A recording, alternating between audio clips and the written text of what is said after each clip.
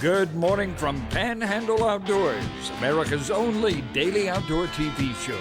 Your source for fishing, hunting, and information for folks who enjoy the great outdoors. Now sit back, relax. It's Panhandle Outdoors.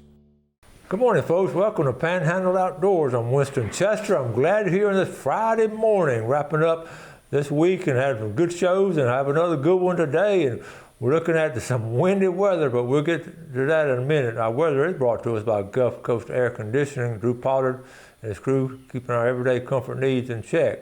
Another comfortable day, but windy. But let's look at the temperature, 77 and 68. It's been that way the last couple of days. It's going to get cooler tomorrow, though. That wind's coming in. But before we get to the wind, let's talk about the water temperature at the end of the pier. Guess what? It's right at 71.6 degrees at the end of the pier. They're catching them. I'm going to talk about that later in the report. They're catching fish off the pier, and we're going to talk about all the piers. It's going to be really exciting this weekend if it don't blow you off.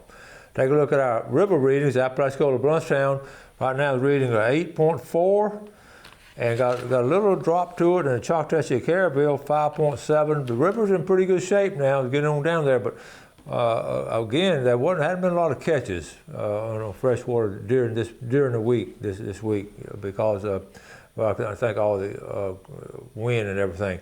Let's take a look at our tide chart brought to us by Kent Forest Lawn. Low tide at 5:21 this morning, and our high tide at 7:31. And looking at the tide for tomorrow, great strong tides all the way through the next couple of days. Next week, we're back in the neap tides.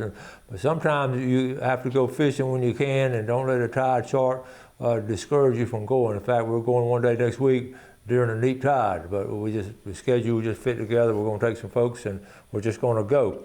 Let's go and do our fishing game time today, with it being a Friday, brought to us by Blue Water Outriggers. We're looking at our time 8:12 to 10:12 this morning, and this evening 8:36 to 10:36.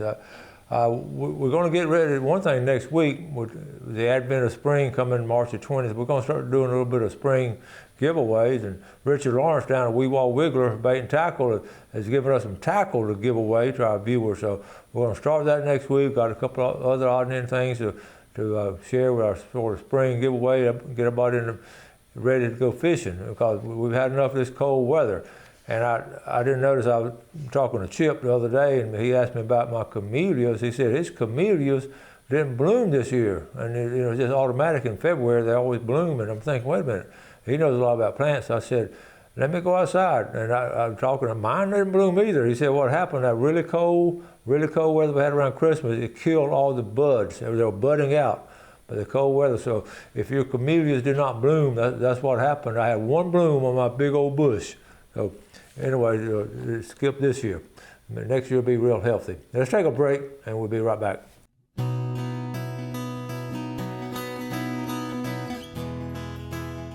Okay, welcome back. And again, now the wind today is going to be blowing around 24 miles an hour, and it's been predicted that all week long. Back Monday when I looked at the report, they had on Friday the wind blowing like this, so it's going to be blowing. Don't get too far out. Speaking of getting too far out, I like to do the shark tracker at least once a month, and I didn't get to do it about 2 or 3 weeks ago. So we're going to look at shark tracker real quick. I'm going to spend a lot of time on it, but here we go. These sharks, they know spring break too. They want it for spring break. So I'm looking at this one. I'm always going to point, I'll put it right here in the center. I always sort of going to pick out the ones close to us. And let's check out the path. I don't know who this is, but we're going to hit on the button. This is Sable. Okay. And we're going to look at Sable's track. Sable came, whoa, look at Sable's track. Came up there pretty close. But now, and look how it hung around right there in the center. It just hung around right there, and the date on that was a couple weeks ago. All right, now, I'm gonna go back, I wanna look at one more. Instead of Sable, I saw another one, and I said, I'm gonna check this one right here, Maple. And Maple's track. Look how close Maple, look at here, how close Maple got up there. Bingo. And that is, I can't read the date. Anyway, so these are great white sharks, both of these. Okay, so let's move on. We'll look at some pictures now. But I like to update it. Well, once a month and look at shark track, just so y'all know they are out here. I got a couple of pictures. Let me see. Here we go. Let's start off with this one. Time to get the boat ready for another fun and relaxing season. If you have an older boat, you know exactly what I'm talking about. Even on a newer boat, by the time you pay for gas and everything else, you're getting closer there. Alan Shepard sent this, and he does nighttime catfishing, and his buddy, Brian Allday, helped him rig up for nighttime. See how the ring lit up? This is interesting. Now, he's fishing the big river in several places. One thing is good because you don't want anybody to run over you. We're going to get Alan on the show pretty soon. Listen, I'm just getting this. Thank you, Billy Grantham. And this is this weekend. In fact, it actually starts today. Second annual Florida Blood Tracking. Remember I had the girls on last year. Florida Blood Tracking Seminar is for people of all ages and all experiences. You bring out your dog, and okay, and they're testing and they're doing it's just a clinic. And it has some great speakers, and you get to use all kind of different methods and all, and learning how from the best trackers in the country. Literally, you can learn from the best trackers in the country. Where's that going to be? I'm not sure where it's going to be. You see anywhere, Jeff, where it's going to be? Let's see. Lindsay Kiefer. There's a phone number right there if you want to call about it. 275-9288. I want to think it's up there in Jackson County. Okay, let's see, a couple more. I'm talking about the pier. Kim Myers put this on Panama City Fishing this week. So it has been an exciting morning here at the county pier. The water temperature is at the magic number, and things have started popping off. There's a large school of cigar minnows early this morning, followed by a school of king mackerel. Even though no one hooked up on a king, there were bluefish, tripletail, and pomp spotted as well. At 11:30, there's a blackfin tuna caught, and I've got a picture of that blackfin tuna somewhere. Let's look at some freshwater real quick. This is over here at the Choctawhatchee River, Warren Sweeney. I love that picture there. That was a good mess of fish. There it is. Tommy LeBaron, 24.5-pound blackfin tuna, caught this week off the pier. First big fish caught there. Okay, we're going to take a quick break and we'll be right back.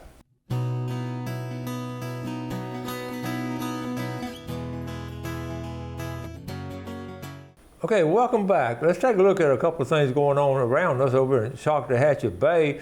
The Okaloosa County Sheriff's Office has sent this out. This is interesting for all our viewers in the western part of our Panhandle. Check this out. Now, this is the bridge, the Destin Bridge. And what they've done, this is for water, for all of the wave runners and anybody on the water folks. Now, right around the bridge in the yellow, they've had that speed limit for a good long period of time because of just mass number of people. But now they have a new, okay, look here, off to the east of that yellow line, it says new expansion. That's going to be a new speed zone for all watercraft. So keep that in mind. That's from Marla Park and the whole area there. They're going to start slowing down, and it's simply because of one reason: so many people, and they're driving, driving those boats pretty fast and inexperienced. So keep that in mind too. Now let's go from our western end to the eastern end. Last weekend, Gail and I went down to the Cape, and I always want to run by the state park and keep everybody posted on what's going on at the state park as far as construction. And here we go. Let's see. We drive in. This is the boat ramp right here. We drive in. They got everything all fenced up because they're working right at the boat ramp. Okay, so they're doing some construction work. I drove on up there and got a gate. You can't get under the boat ramp, and checked it out. I got out with my camera and walked out there. And they got tables. You can go up there and have a picnic and then walk down to the ramp. So there's some folks there feeding the birds. So I took the video. This is a video of the boat ramp. Isn't that beautiful? But it's not being used now because they're working on it. They've dredged it out, which is good. That channel needed dredging out, and that's back looking toward the campground area. Let's see. I got one more. Now I'm going back the other way. You see all the sand, all the stuff they're getting ready for parking lot. They've dredged it out. They're getting ready to do some parking in there. I don't know the timeline right now, but it looks like they have finished the dredging part. And that's going to be, I'll check it probably next week or two and keep you posted on it. One thing too, they're going to open soon soon they're going to open up the area, and I'm going to show you our next segment. They're going to open up the area for the picnicking and parking, and not the campground yet. So we'll take a look at that. Let's go ahead and one more rule I need to go over this real quick. I tell you what, I'm going to go over there next show because I'm going to run out of time. Let's do a drawing real quick because I want to show you a quick video. This is our Talking Dock Seafood giveaway, good fresh seafood. And we're looking at the winner of the $20 gift certificate from Henson Crossroads, Danny Joe's Strength. Henson Crossroads. Cool little place. And now the big red snapper, all the way from Santa Rosa Beach, Frank Borges. Frank, Santa Rosa and Henson Crossroads. We appreciate the viewership. Now, got a quick video. We talked a lot about this past couple of weeks, been showing you quail. I went on a quail hunt. Daniel Cole went on a quail hunt. A couple of my other buddies have been quail hunting, and I love quail. I was at a cookout the other night, and they had the two meats were filet mignon and quail, and they were side by side. And you don't think I didn't have a feast, but that was fried quail. I like to cook and it was good, real good. I like to cook our quail on the grill, and I showed this a while back, but I want to show you again how to cook quail and keep it moist and delicious. So Jeff, let's run this video.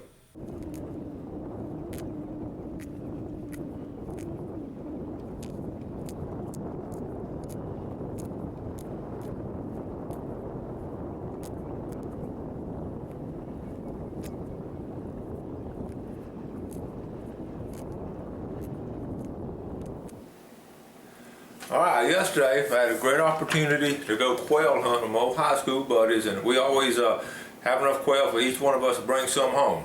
Now, I decided this time on this trip, I want to go ahead, and I was taking a drive back yesterday, I want to go ahead and show you folks how how I've always cooked our quail. Now, I'm not trying to be a cooking show or anything like that. I'm just showing you how we do it and how we enjoy doing it. Real simple. And what we do now, overnight, we just soak it, marinate it in salsa, along with some chicken marinade sauce. Okay, so this is soaked overnight. I cleaned them yesterday afternoon. They soaked overnight. You can see them in there. Okay, nice. And I'm gonna show you more of them later, but they've soaked good. Now, what we're gonna do next, I'm taking out these jalapenos. I'm gonna place them on the cutting board. We'll cut off the tip first. Now, don't scratch your eyes after you do this. And we're just going to cut these jalapenos in half, because what we're going to do, we're going to put the jalapenos on the quail, okay? This is just a preparation step. You see I've already cut some, all right? Okay, now next step, you're going to take them out of the marinade, and you're going to flip them over to get there right here on the breast, okay? Some good meat right there. Then you're going to take 2 jalapenos, okay? And then next, you're going to take toothpicks. I'm sorry, you're going to take the bacon, okay? You're going to put the bacon on one end here, and you're going to actually wrap that bacon around them, okay? That's going to hold the jalapenos there. Then you take your toothpick, and we always wet the toothpick because they're going to burn anyway, so you want them to sort of hold and put on each side of the bacon and each side of the jalapeno, okay? And then you're going to set them over here. That's how you're going to make them up. Like I said, you're just going to take them out of the marinade. Okay. Okay, then you, like I say, you get 2 jalapenos, one on each side here. Then you get a slice of bacon. Bacon, what this bacon does is sort of helps keep them moist. It holds everything together and gives them some flavoring too. Okay, you got it wrapped. Then you get your toothpicks out. You got the quail pretty well wrapped up, okay? I'm gonna set them over here. And that's really all there is to it. And we're gonna have 8 quail. So we're gonna be in I think we're gonna be in good shape. I won't eat with 7, that'll leave 1 for the rest of the party.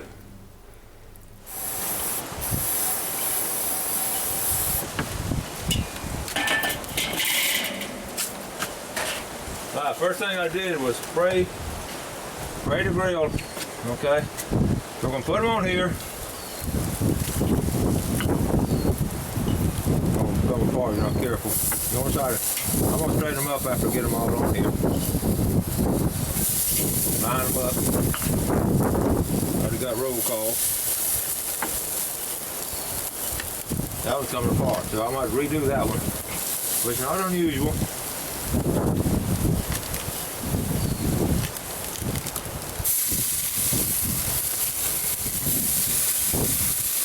We'll sort of turn them.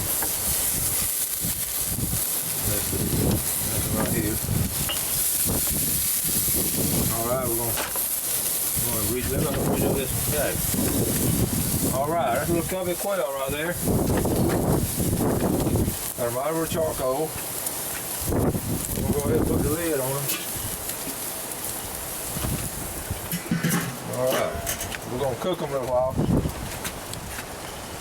Okay, they've been cooking about 15 minutes. We're going to take a look at them. I've turned them one time. They look pretty good. Don't have a lot of charcoal. They're going to be cooked good. I don't want to leave the top off too long. But they're looking good. They're looking real good. And that's how Panhandle Outdoors cooks a quail. Now, the great thing about it, we were able to harvest a quail, clean the quail, and cook them. You should always eat what you harvest. So that's what we're doing Panhandle Outdoors.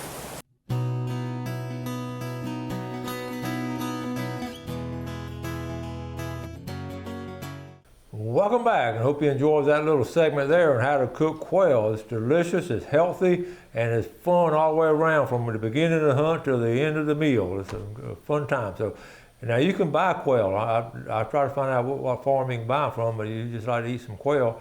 It's sort of like a miniature Cornish game hen, but it's good. Let's start with our famous Friday fishing forecast, and let me finish up on that St. Joe State Park. I want to zoom in on it and tell you sort of what's going on.